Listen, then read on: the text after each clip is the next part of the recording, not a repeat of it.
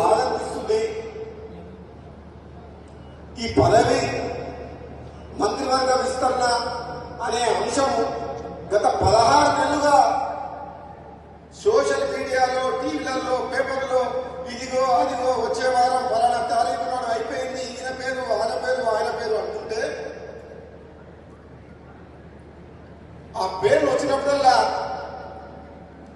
ఈయనకు మాటిచ్చారు కాబట్టి ఇవ్వాలి, ఈ అన్నదమ్ములకు ఎట్లు ఇస్తారు, ఇంకో ఆయన ఎంపీ గెలిపించింది కాబట్టి ఇవ్వాలి, ప్రామిస్ చేసినాం కాబట్టి ఇవ్వాలి, ఈ జిల్లాలో పదే చర్చ వస్తుంది మంత్రివర్గ విస్తరణ మీద. నాకు ఎప్పుడు మాట్లాడలే 16 నెలలతో. నిజంగా మంత్రివర్గ విస్తరణ అనేది న్యాయంగా చెప్పాలంటే ఎక్కడ సమన్వయ లోపం ఉందో నాకైతే అర్థం కాలే, కానీ న్యాయంగానైతే ఇన్ని రోజులు 6 మంత్రి పదవులు ఖాళీ పెట్టకూడదు. ఒక్కొక్క మంత్రి దగ్గర 3 శాఖలు. మరి ప్రజలు ఓటేసి కాంగ్రెస్ పార్టీని గెలిపిస్తే ముఖ్యమంత్రి పూర్తి స్థాయి మంత్రివర్గంలో సమర్థమైన వ్యక్తులకు ఇంపార్టెంట్ శాఖలు ఇస్తే ప్రజలకు సేవ చేసే అవకాశం ప్రజలు ఓటేసి గెలిపించిన తర్వాత కూడా మంత్రివర్గం విస్తరణ జరగలేదు. నిజంగా ఇది ఒక బాధాకరమైన సంఘటన. మనకు లోకల్ బాడీ ఎలక్షన్స్ పెట్టలేదు. దాంతో గ్రామాలలో ఏ సమస్యలు వచ్చినా ఎంపీటీసీ లేడు, సర్పంచ్ లేడు, జెడ్పీటీసీ లేడు, ఎవరికన్నా ఉండాలా? లోకల్ బాడీ ఎలక్షన్ పెట్టలే, 16 నెలలు అయింది. మంత్రివర్గ విస్తరణ చేయలే. నేనేం అడుగుతున్నా, మీరు ఇష్టమన్నమాట వాస్తవం. సరే, మీరు అది అధిష్టానం, మీ మీద మాకు నమ్మకం ఉంది. మీరు న్యాయంగా ధర్మంగా ఆలోచించి ఎవరెవరికి ఏ పదవులు ఇవ్వాలనో అధిష్టానం నిర్ణయం తీసుకొని పదవులు ఇస్తే సమర్థమైన వ్యక్తులకు నిజాయితీగా ప్రజల కోసం, పార్టీ కోసం, ప్రభుత్వ ప్రతిష్ట పెంచే విధంగా ప్రజల కోసం పనిచేసే వ్యక్తులకు మీరు మంచి పదవులు ఇస్తే అది ప్రజలకు, పార్టీకి లాభం అవుతుంది. దాన్ని నానబెట్టి 16 నెలలైంది. ఈరోజు మాట్లాడిన మొట్టమొదటిసారి. ఎప్పుడు పబ్లిక్ లో, మీడియాలో మాట్లాడలేదు. ఎందుకంటే పార్టీ నిర్ణయం, అధిష్టానం నిర్ణయం కాబట్టి మాట్లాడకూడదు అని చెప్పి ఓపికతోడున్నాం. నాకు కూడా ఇప్పుడు ఓపిక నశించింది. నాకు కూడా నెలలో, 2 నెలలో, 3 నెలలో, 4 నెలలో, 5 నెలలో, 6 నెలలో అసలు పార్లమెంట్ ఎన్నికలై ఇప్పటికి 10 నెలలు అయింది. ఈనాటికి 10 నెలల తర్వాత కూడా కనీసం మంత్రివర్గ విస్తరణ చేయలేని పరిస్థితి ఉంది మన రాష్ట్రంలో. చాలా బాధకరం. అధిష్టానం ఈ విషయంలో సీరియస్ గా మంత్రివర్గ విస్తరణ చేపట్టాలని వాళ్ళకు నిజంగా సీరియస్ గా కమిట్మెంట్ ప్రకారం వాళ్ళు ప్రయత్నం చేస్తున్నారు. ఇక్కడ నాయకత్వంలో ఉన్న సమన్వయ లోపం వల్ల వాళ్ళు ఏ నిర్ణయం తీసుకోలేకపోతున్నారు. మొన్న ఇక అయిపోయింది నాయన అనే టైంకు ఈ ముసలాయన వాళ్ళు లెటర్ పెట్టింది. ఎవరా ముసలాయన? ఆ పెద్ద మనిషి అంటే నాకు గౌరవం.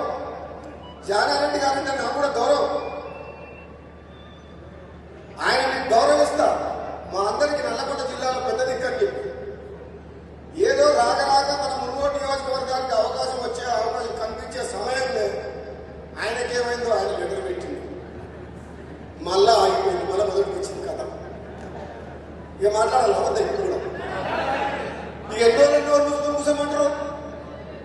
రాజగోపాల్ రెడ్డి అనే వ్యక్తి మునుగోడు గడ్డ మీద పుట్టిన ప్రతి వ్యక్తులు ఒక లీడర్ని, ఒక ఫైటర్ గా చూస్తారు. మునుగోడు గడ్డ అనేది భారతదేశ చరిత్రలో ఎక్కడ ఎన్నిక జరగలేదు. మునుగోడు గడ్డకు ఒక ప్రాముఖ్యత, పేరు మారుమోగింది ప్రపంచంలో.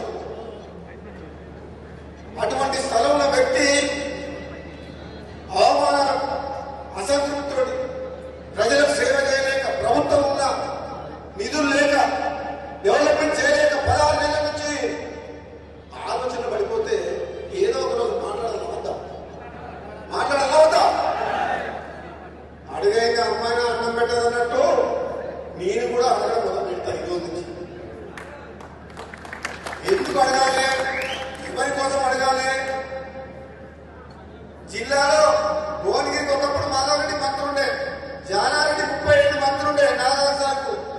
కోమటిరెడ్డి వెంకటరెడ్డి నల్గొండకుంటూ సూర్యాపేటకు జగదీశ్వర్ రెడ్డి ఉండే తుంగతుర్గ దామారెడ్డి మంత్రి చేసిండు, ఆలేరు మోతుపల్లి నరసింహుడు చేసిండు, గోదావరి ఉత్తమ్ కుమార్ రెడ్డి చేసిండు, రావణపేట ఉత్తమ్ అంతకుముందు పురుషోత్తం రెడ్డి చేసిండు. కానీ మునుగోడులో రాక అవకాశం వచ్చింది, ప్రభుత్వం వచ్చింది. మరి మంత్రి రావాలి రావద్దా? ఎవరి కోసం కావాలి? ఈ ప్రాంతం కోసం కావాలి. వెనకబడ్డ మునుగోడు నియోజకవర్గం ప్రభుత్వం ఆలోచన చేయాలి. నేను తప్ప నాకు అర్హత లేదా? నిజాయితీగా నికాసుగా మాట్లాడి ఎక్కడ అన్యాయం జరగకుండా ఈ ప్రాంతం మునుగోడు ఒకటే కాదు, ఈ ప్రాంతం కోసం పోరాడే బిడ్డగా చెప్తున్నా, న్యాయంగా ధర్మంగా ఈ ప్రాంతం వెనుకబడుతుంది. ఈ ప్రాంతానికి దక్కాల్సిన మాట హక్కు దక్కాల్సింది. తప్పేముంది? అందరం బాగుండాలని కోరుకోవాలి. నేను ఒక్కనే బాగుండాలి.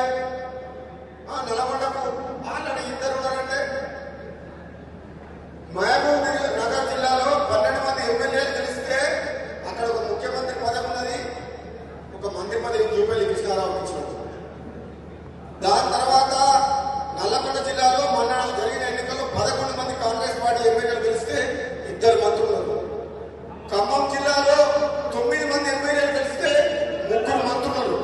అంటే ఖమ్మంలో 9 మంది గెలిస్తే 3కి ఎమ్మెల్యేని, 11 మంది గెలిస్తే 3కి ఎందుకు ఇయ్యారు?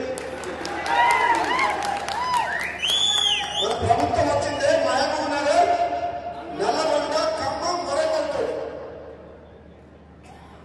బరాబర్ ఇయ్యాల్సిందే.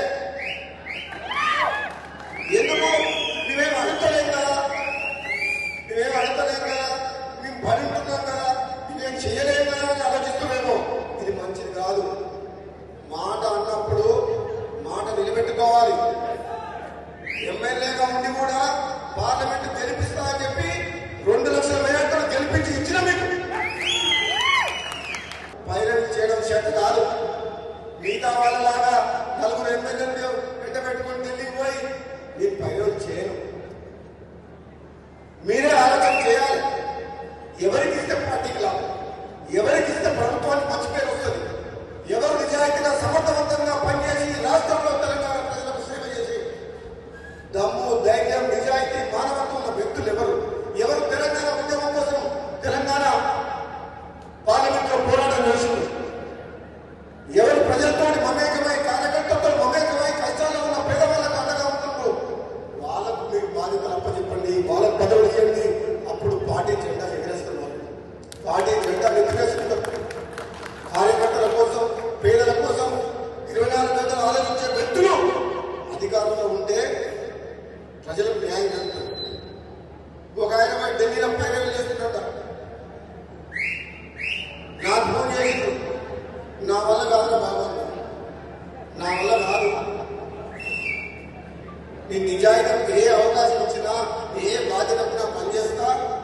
కానీ వాళ్ళు తప్పకుండా అధిష్టానం ఎవరేంటో ఇప్పుడు వాళ్ళకి అర్థమైంది.